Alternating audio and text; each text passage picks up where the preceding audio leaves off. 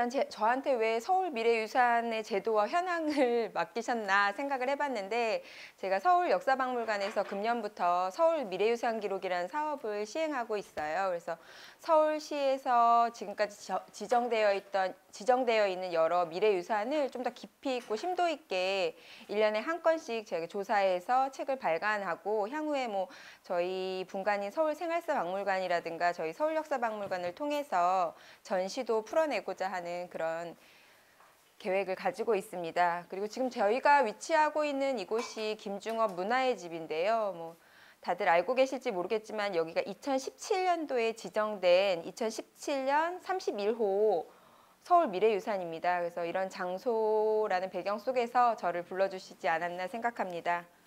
먼저 서울미래유산이란 무엇인지 한번 알아보겠습니다. 그 서울미래유산은 2013년부터 서울시에서 진행하는 제도인데요. 상당 부분 많은 분들께서 잘 모르시고 계실 것 같아요. 7년 뭐 이렇게 지났음에도 불구하고. 그래서 먼저 개념 정의를 해보면, 서울미래유산이라는 것은 근현대 서울을 배경으로 서울 시민들의 기억 속에 있는 사건이나 인물 또는 이야기가 담긴 유형과 무형을 모두 아우르는 미래 세대에게 전달할 만한 가치가 있는 것이라고 서울시에서는 규정하고 있습니다. 그래서 그 내용을 좀 추격해보면 공유성, 비전문성, 미래 지향성이 미래유산의 특징이라고 할 수 있겠는데요. 근데 서울 미래유산도 모르겠지만 그럼 미래유산이 도대체 무엇인가들 궁금하실 것 같아요. 그래서 그 미래유산이라는 거는 이제 여러 가지 개념을, 이제 어떠한 개념을 만들어내기 전에 다양한 고민들을 하지 않습니까? 그래서 서울시에서 뭐 미래유산 기획위원회라든가 여러 가지 회의를 통해서 미래유산이라는 개념을 정의했어요. 그래서 첫 번째, 서울 사람이 뭐 조선시대 이런 데 아니고 근현대를 살아오면서 함께 만들어온 공통의 기억과 감성을 다룰 것, 또 끊임없이 발전하는 가치의 유동성을 담은, 박제되어 있는 그런 게 아니고 살아 움직이는 미래지향적인 문화유산이다. 또 세 번째는 전문성에서 벗어나 뭐 어떤 교수가 말해서 이거 가치 있다라고 생각하는 것이 아니고, 서울 시민 누구라도 사회적인 정서가 다 같이 합의에 의존해서 그 합의에 따른 가치 유산이어야 될 것이다 라고 그 개념을 정의했습니다. 그래서 시대성과 지역성, 공유성, 사회성을 아우르는 개념이 바로 미래유산이라고 할 수 있을 것 같습니다. 근데 서울 미래유산이란 제도는 과연 왜 시작되게 됐을까요? 그래서 그걸 좀 찾아보면, 사회 변화로 인해서 서울 같은 경우에 짧은 시간에 굉장히 많은 전후의 도시화 과정을 거쳤습니다. 그래서 새로운 기능과 새로운 기술의 발달을 통해 가지고 편리함을 추구하다 보니까 저희가 짧은 역사에 있는 근현대 서울 시민의 삶의 모습을 거의 기억하거나 간직하지 못하고 있었어요. 오히려 조선시대, 뭐 고려시대, 굉장히 시대가 올라가 그런 유물이나 가치 있는 유산들은 저희가 가치 있다고 생각해서 뭐 국보로도 지정하고 보물로도 지정해서 뭐 박물관에도 들어가 있고 했지만, 당장 저희가 한 20, 30년 전인 1970, 80년대, 90년대 자료도 저희 박물관에서 찾아보려고 하면 찾아볼 수 없거든요. 이제 가까운 과거에 대해서는 사람들이 굉장히 가치를 평가절하하는 경향이 있습니다. 그래서 그런 것들을 향후를 위해서 우리가 미리 그 가치를 찾고 보존해야 된다는 생각에서 미래유산 제도가 탄생했습니다. 그래서 이런 가치 평가의 불안정성과 현실의 이용 가치가 대립되고 있기 때문에 근현대 문화유산을 함에 있어서 뭐 어떤 전문가 이런 것보다도 시민 모두가 자발적으로 참여해야 그것이 가능하지 않을까 생각했고요. 또 문화유산의 가치를 전달하고 스스로 지키고 가꾸는 일을 시민 모두가 자긍심을 가지고 할 수 있도록 새로운 근현대 문화유산의 보전 방식이 필요했습니다. 그래서 서울 미래유산 제도가 만들어지기까지 여러 가지 그 절차가 필요했습니다. 그래서 근현대 유산의 미래유산화 기본 구상이라고 해서 2012년도에 이제 돌아가신 박원순 시장님 재임 시절에 근현대 미래유산이란 건 무엇인지, 아까 처음에 제가 말씀드린 미래유산의 개념과 그런 가치에 대해서 먼저 정의를 했고요. 그 다음에 12년에 서울시 미래유산 보존위원회라는 조직을 구성하고 운영을 시작했습니다. 그 미래유산 보존위원회 구성은 어떻게 되었냐면요. 역사, 문화예술, 언론, 시민단체 등 총 57명의 인물들로 구성이 됐습니다. 그래서 공동위원장이 이제 공동위원장이라고 제일 탑에 있는 게 이제 시장과 시민대표라고 할 수 있는 시민위원장이고요.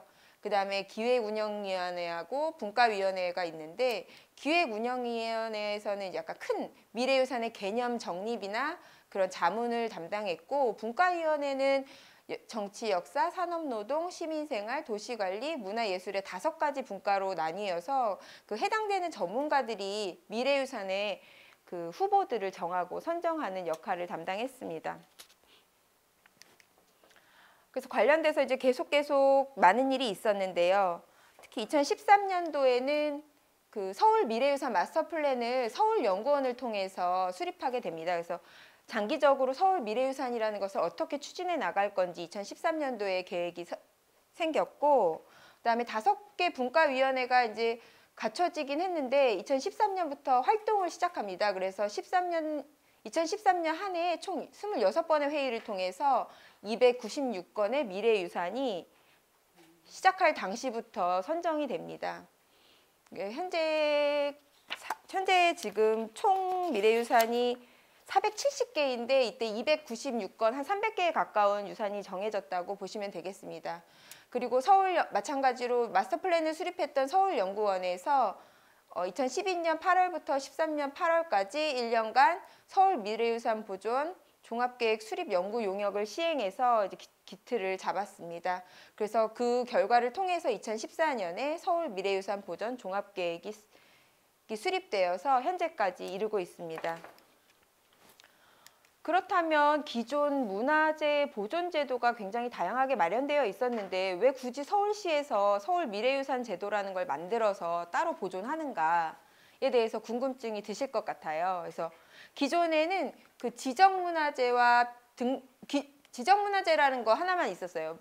흔히 많이 알고 계시는 유형문화재와 무형문화재로 나눌 수 있고, 뭐 유형문화재 같은 경우에는 특히나 이제 그러니까 부동산 문화재죠. 그래서 움직일 수 없는 우리가 생각하는 뭐 남대문이라는 국보, 이런 남대문, 숭례문이라고 해야겠죠. 숭례문, 뭐 이런 뭐 보물, 뭐 방가사유상, 뭐 이런 것들이 지정문화재 중에서도 유형문화재에 속하고, 또 무형문화재라고 하면 뭐 봉산탈춤, 뭐 그런 것들이 되겠죠. 그래서 보통 예전에는 인간문화재라고 많이 말씀하셨는데 그 공식적인 명칭은 무형문화재입니다. 그래서 보존 가치가 높은 그런 문화재를 따로 선별해서 강한 규제를 통해서 우리가 숭례문 막 함부로 들어가거나 부시거나 거기다 낙서하거나 그러면 안 되잖아요. 그래서 강한 규제를 가지고 지정문화재는 보존을 하고 있고, 그 대상이 되는 건 제가 좀 아까 말씀드렸던 그런 유무형의 굉장히 가치 있는 오래된 유산들이 해당이 되고요.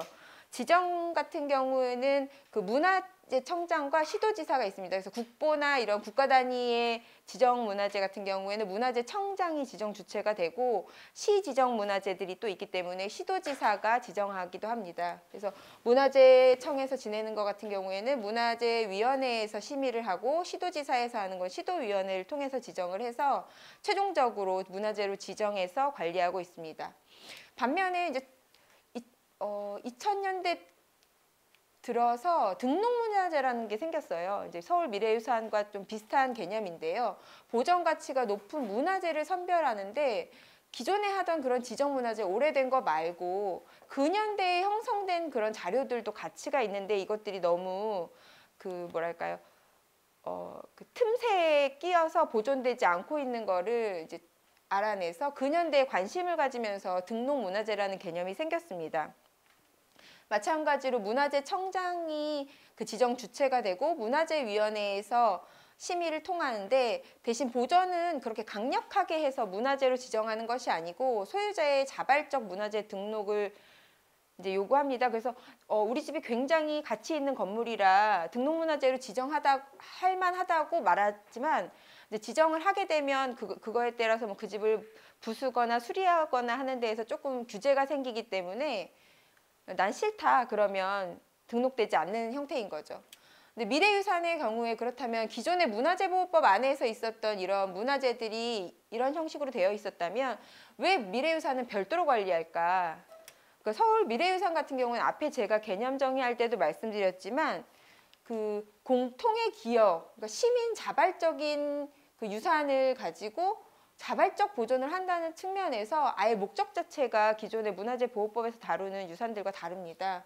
그리고 보호의 대상도 전승 가치가 있는 것인데 특히나 이런 지정이나 등록문화재, 지금 이 빨간색 테두리 안에서 다루지 않는 것만 서울 미래유산으로 겹치지 않게 다루고 있고, 이 지정 주체는 서울시가 하고 있고, 앞에 말씀드린 미래유산 보존위원회에서 심의를 통해서 인증서를 교부하는 방식으로 진행되고 있습니다.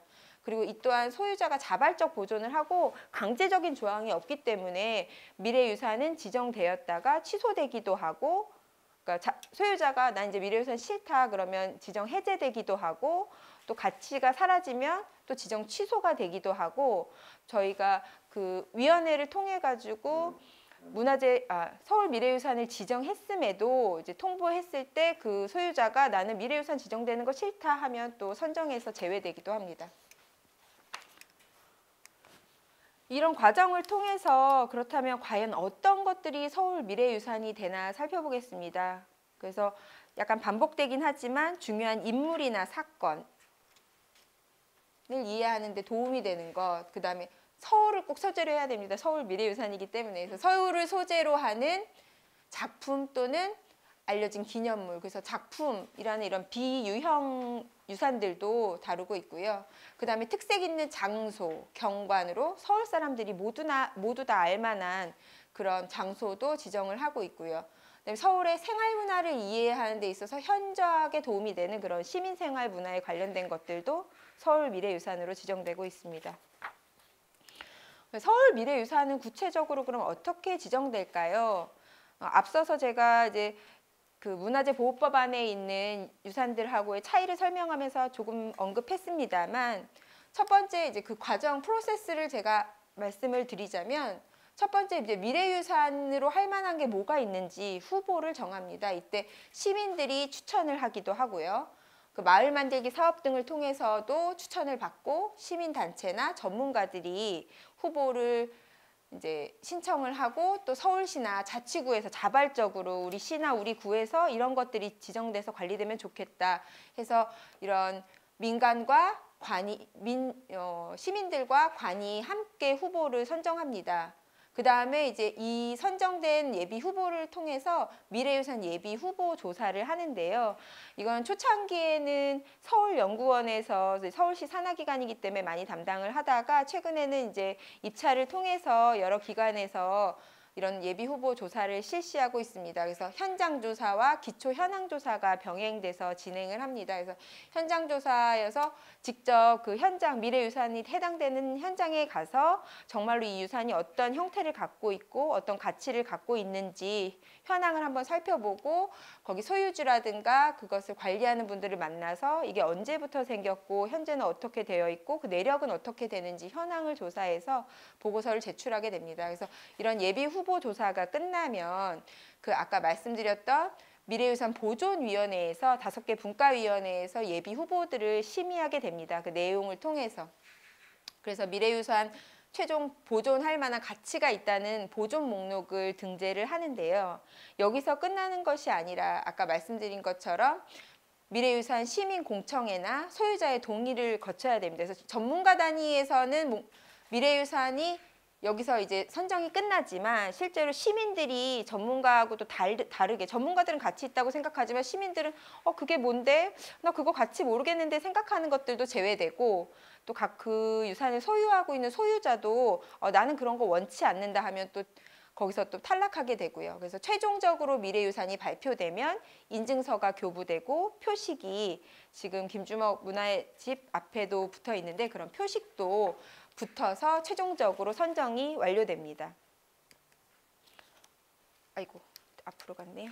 그럼 서울 미래유산에는 470여 개나 있다는데 어떤 것들이 있는지 막연하실 것 같아요. 서울시에서는 서울 미래유산 홈페이지도 구축해서 운영하고 있습니다만, 사실 얼마나 많은 분들이 들어가서 확인해 보셨는지 모르겠어서 제가 조금 요약해서 가져왔습니다. 그래서 서울 미래유산은 크게 3가지로 구분을 합니다. 그래서 매체의 형태에 따라서 구분을 하는데, 문화적 인공물인지 건조물이나 그러니까 건축물, 뭐 서적, 예술품, 공산품 같은 손에 잡히는 그런 유산인지 아니면 문화적 행위나 이야기 같은 음악, 의식, 뭐 전통, 기술 그런 것들도 저희가 또 한 구성의 한 부분이 되고요. 그 다음에 이제 배경이 되는 것들, 산업단지, 뭐 구로공단, 뭐 시장, 마을, 골목, 경관과 같은 전체적인 그런 유산의 배경이 되는 장소들도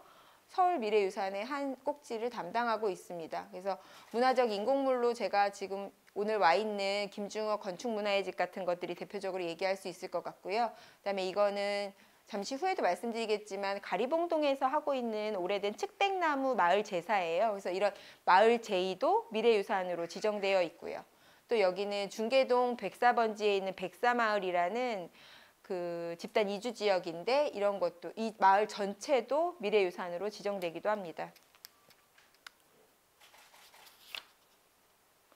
그래서 이렇게 미래유산이 지정되면 아까 말씀드린 것처럼 이런 형태의 인증서가 발급이 되고 그 가게나 뭐 시설 앞쪽에 이렇게 명패가 지정 호수가 박혀 있는 표식이 설치가 됩니다. 그래서 제가 이 낙원 떡집을 굳이 가져온 것은 제가 금년에 서울 미래유산 기록 사업을 처음으로 하는 곳이 서울 미래유산 중에 2013년도 초창기에 지정된 낙원 떡집이에요. 그래서 4대에 걸쳐서 100여 년의 역사를 가지고 있는 떡집인데 그 서울 미래유산에 여러 가지가 있지만 특히나 음식 문화, 서울의 음식 문화에 관해서는 굉장히 저조한 편이에요. 어떤 음식을 그 미래유산으로 지정한다는 게 서울에 딱 떠오르는 뭐 음식이라는 것을 근현대에 찾기가 생각이 힘들고 굉장히 추상적이어서 뭐 설렁탕이라든가 뭐 몇 가지가 있긴 합니다만 그래서 낙원떡집이 낙원동 그 떡정거리를 형성하는 데 있어서 터줏대감으로서의 역할을 하고 있어서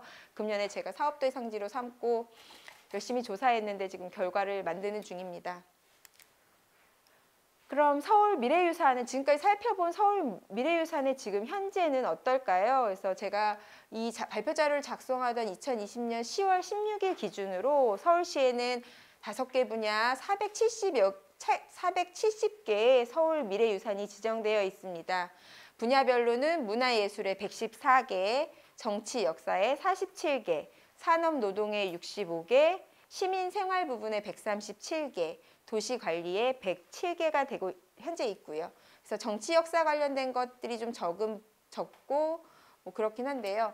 이제 그 구체적인 내용을 좀 예를 들어서 설명해 보도록 하겠습니다.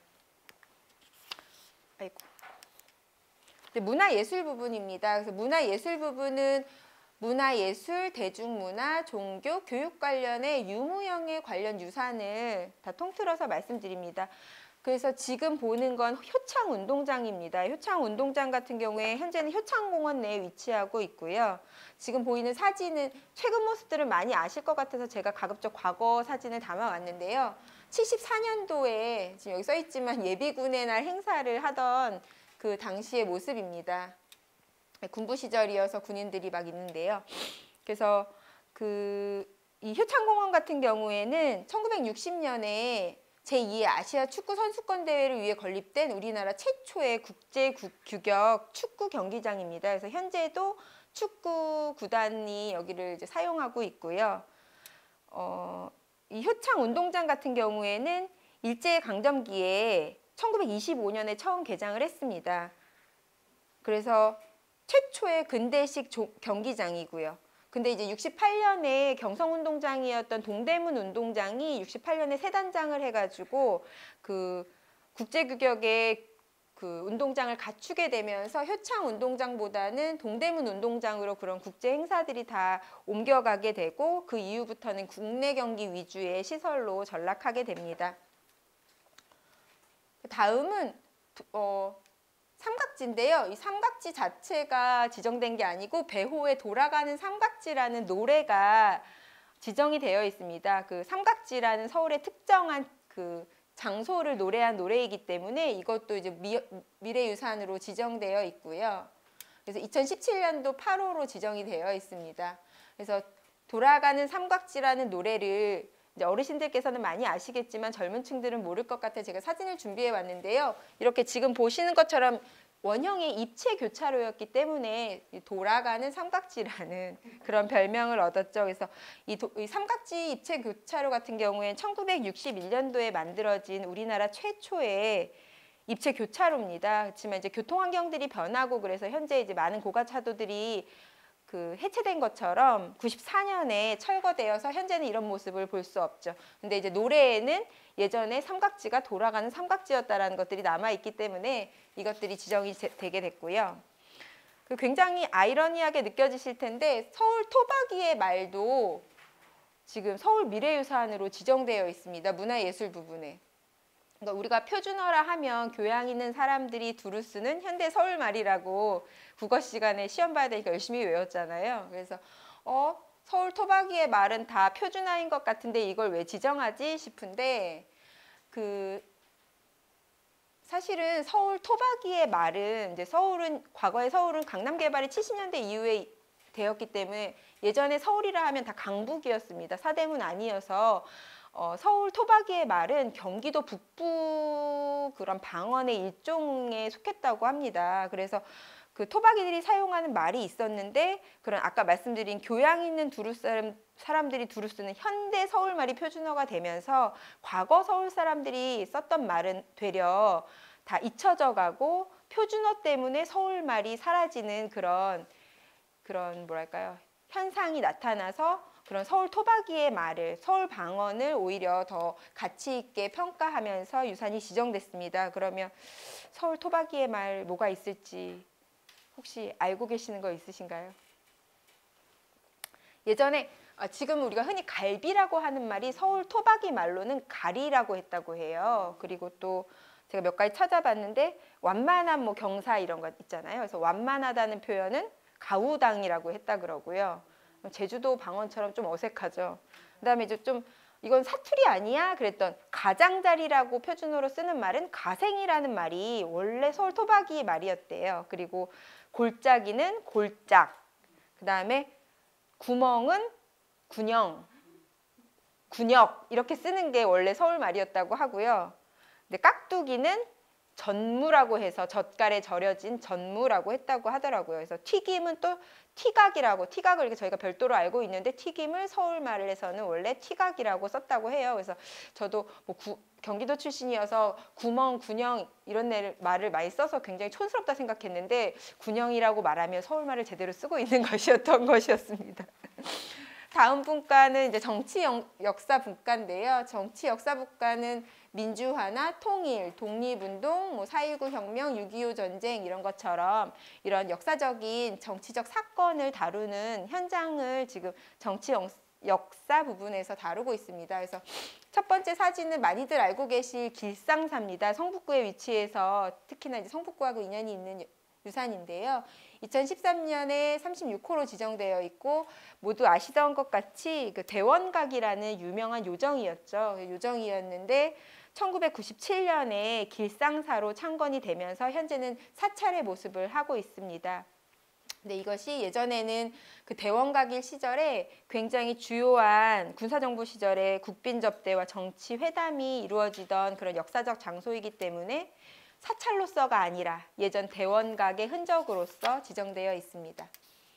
다음은 많이 모르실 것 같은데 상암동에 보면 일본군 관사가 남아있다고 해요. 사실 저도 여긴 가보지 못했습니다. 그래서 1930년대 일제강점기에 일본군이 중국 침략을 본격화하던 시절에 우리나라에 이제 베이스를 두고 일본군 장교가 살 만한 집을 이쪽에 세워서 장교용 관사가 아직도 남아있는데 총 그 당시에는 저희가 발굴을 지표조사를 해보니까 목조 이렇게 형태로 되어 있는 목조 건물이 22개가 있었다고 해요.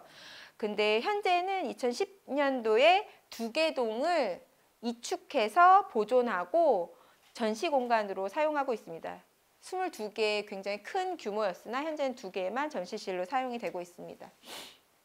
그래서 일제강점기의 그런 전쟁과 침략의 역사가 담아있는 공간이고요. 이제 그 다음은 만남의 광장입니다. 만남의 광장 동서울 톨게이트에 있는 그런 거 아니고요. 1983년에 KBS 본관 앞에서 이산가족 찾기 운동을 했었을 때 굉장히 많은 이산가족들이 모여서 사실 그게 잠깐 단일 방송으로 특집 방송으로 계획이 됐었던 건데 이산가족들이 굉장히 많이 호응하면서 이 KBS 본관 앞이 인산인해를 이루면서 벽보와 이런 것들이 벽보, 현수막 이런 것들에서 서로 찾고 하는 그 현장이 되었죠. 그래서 이 당시에 기록물들이 유네스코 그 기록물로도 지정되어 있고요. 그래서 지금 이게 83년도 당시의 모습입니다. 그래서 이런 역사적인 현장이었던 통일과 관련된 역사적인 현장이었던 여의도 만남의 광장이 또 정치 분야에 지정되어 있습니다. 다음은 산업노동분과입니다. 산업노동분과는 이름에도 나와 있는 것처럼 산업, 경제, 노동운동, 뭐 전기, 통신, 의료, 교통 같은 다양한 산업에 관련된 유산을 말합니다. 그래서 지금 보시는 사진은 한 1970, 80년대인 것으로 추정이 돼요. 그래서 광장시장의 모습입니다. 광장시장이 2000년대 이후에 아케이드 공사를 해서 현재 모습을 하고 있고 지금은 아케이드가 보이지 않는 그 예전의 모습인데요. 역시나 이런 뭐 수건, 뭐 포목류들이 많이 거래됐던 걸 사진으로 확인할 수 있죠. 그래서 광장 주식회사는 1905년에 일제강점기에 만들어진 최초의 우리나라 상설시장입니다. 아이고 제가 자꾸. 다음은 창신동인데요. 지금 여기 김중업 문화의 집이 위치하고 있는 장이동도 봉제 산업이 굉장히 크게 작용하고 있지만 창신동 같은 경우에는 바로 우리가 뭐 두타나 밀리오레 같은 흔히 알고 있는 동대문 시장의 바로 근거리에 배후에 위치하고 있기 때문에 오래전부터 여기서 봉제 산업이 배우지 역할을 했어요. 그래서 뭐 길마다 다 미싱 소리가 나고 봉제 관련된 공장들이 있는 그런 2012년도에 저희 박물관에서 창신동 조사를 했던 당시의 모습입니다. 2011년도에. 다음은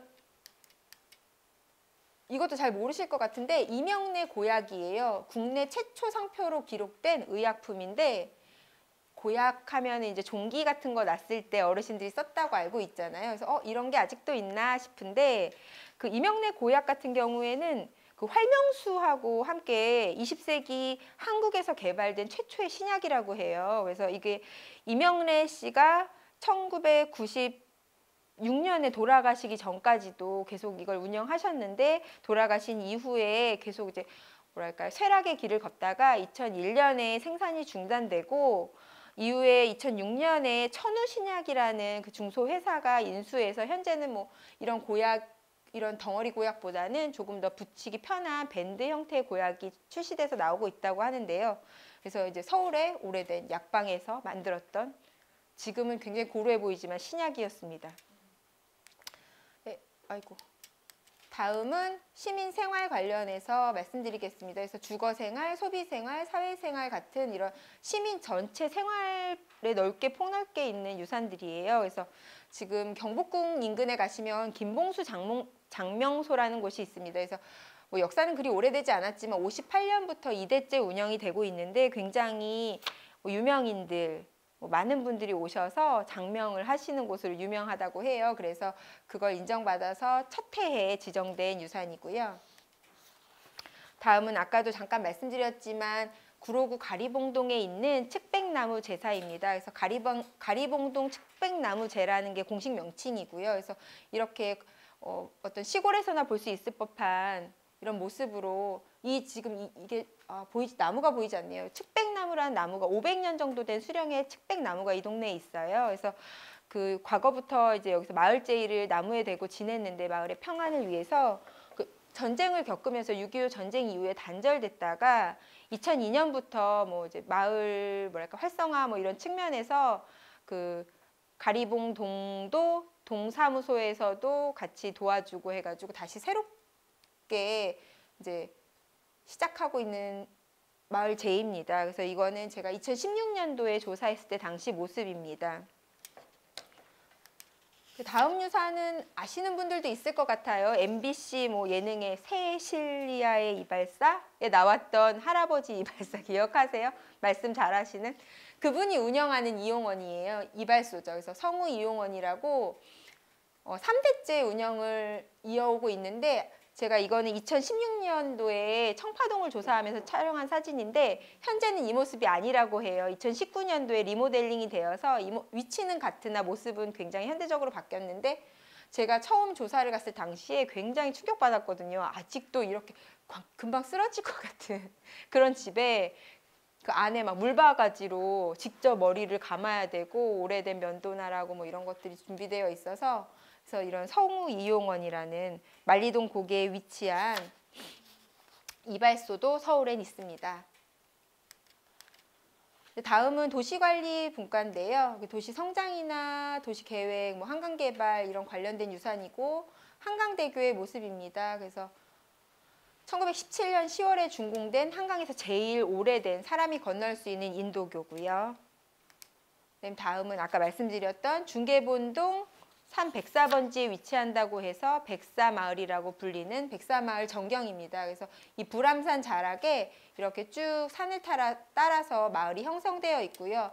이렇게 덩어리 해서 1톤부터 8톤까지 나눠져 있는데 굉장히 제가 2012년에 조사했을 때 당시 모습인데 굉장히 특징적인 것은 1통부터 8통까지 1통은 청계천, 2통은 양동, 3통은 창신동, 4통은 영등포 이런 식으로 그 과거에 살던 지역이 철거되면서 동일한 지역에 다 뭉쳐서 이주한 그런 특징이 있는 마을이고 이 백사마을도 지금은 재개발 관련해서 재개발이 추진되고 있는 지역입니다. 그래서 현재의 모습이 이제 곧 없어질 예정입니다. 그다음에 이제 마지막으로는 홍대 앞에 있는 서교 365예요. 그래서 홍대에는 많이 가보셨겠지만 지금 이런 모습을 높이에서 보시지도 않았을 거고 이거에 대해 역사 잘 모르실 것 같은데요. 그 이제 주차장 상상마당 가는 쪽으로 가다 보면 이렇게 좁은 길로 호미화방이 있고 옷가게들이 쭉 즐비한 곳이 있잖아요. 그래서 이 가운데에 이렇게 좀 특이한 형태의 건물들이 있는데 이게 이제 예전에 당일리 발전소로 연결되던 철로가 있던 지역이어서 철로가 있으니까 철로변에 이렇게 생겼던 건물인데 지금은 철로가 없어지고 그 모양이 그대로 남아서 이런 형태의 특이한 그 건축 구조를 가지고 있습니다. 그래서 이것도 저희가 산업분과에서 도시관리인가요? 예, 도시관리 분과의 유산으로 지정되어 있습니다. 이제 거의 발표가 정리가 돼가고 있습니다. 그래서 서울 미래유산 이렇게 지정된 많은 서울 미래유산은 어떻게 보존되고 관리되고 활용되는지 잠시 보겠습니다. 그래서 말씀드렸던 서울 미래유산이라서 포털에서 서울 미래유산이라고 치시면 지금 보시는 것 같은 홈페이지로 연결이 되어 있어요. 그래서 홈페이지를 굉장히 잘 만들어서 미래유산을 둘러보거나 미래유산 아카이브라고 해서 사진이라든가 대략적인 정보 같은 것들을 보실 수 있고요. 이달의 미래유산이라고 해서 이렇게 섹션별로 그런 것들도 운영을 하고 있고 또 미래유산 체험 코스라고 해서 지역별로 미래유산을 탐방하고 싶은 경우에 코스 제한 같은 것들도 여기에 되어 있습니다. 그리고 아카이브 자료조사 및 디뷰 구축이라는 것은 이제 용역으로 꾸준히 지금 문화정책과에서 매년 나가서 아카이브와 관련된 기존에 지정됐던 것도 현상이 변할 수 있으니까 조사하고 또 향후에 유산으로 정해져야 되는 것들도 있으니까 그런 것도 후보도 조사하고 이런 사진이라든가 영상들을 만들어내서 이 컨텐츠를 채워나가는 용역도 꾸준히 실시를 하고 있습니다. 또 더불어서 금년에도 서울 미래유산 사진 공모전이라든가 영상 공모전이 실시됐어요. 그래서 이런 공모전을 통해서 꾸준히 시민들이 참여하고 같이 서울 미래유산을 보존하고 관리해 갈 수 있도록 독려하고 있습니다. 그렇다면 이제 마지막입니다. 서울 미래유산 그러면 전 세계 서울에만 있어? 싶은 생각 드실 수 있을 것 같은데요.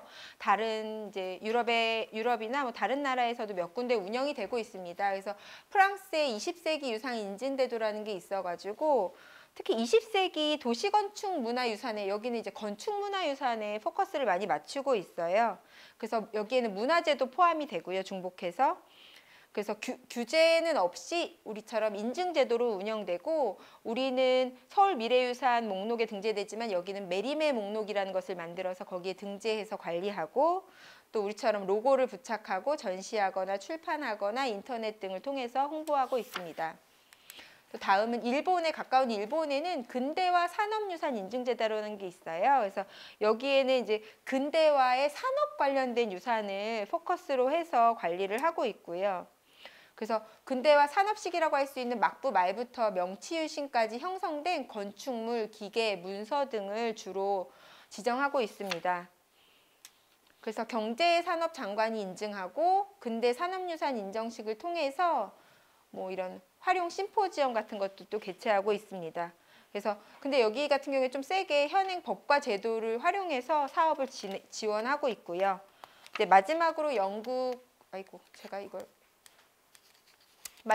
영국인데요. 영국은 블루 플라크라는 제도를 운영하고 있어가지고 여긴 인물에 포커스를 맞추고 있습니다. 그래서 사후 20년 혹은 생후 100년이 지난 인물 중에서 인류의 번영과 행복에 기여한 각계각층의 대표적 인물을 선정하고 특이하게 또 외국인도 대상에 포함이 되어서 국제적으로 명망 있는 외국인도 후보에 오르고 있습니다. 그래서 그 원래 자리에 과거의 원형을 보존하고 있는 건축물이라고 해서 이제 인물이니까 뭐 우리가 소위 말하는 생가 뭐 이런 것들이 되겠죠.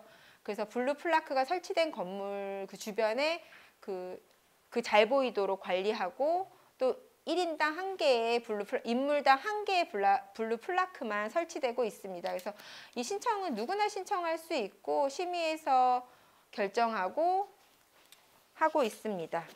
그래서 지금 우리나라 서울의 서울미래유산 제도에 대해서 살펴봤고요. 그다음에 그렇다면 외국에 뭐가 있는지 또 이렇게 둘러봤습니다. 이것으로 제 발표를 마치도록 하겠습니다. 감사합니다.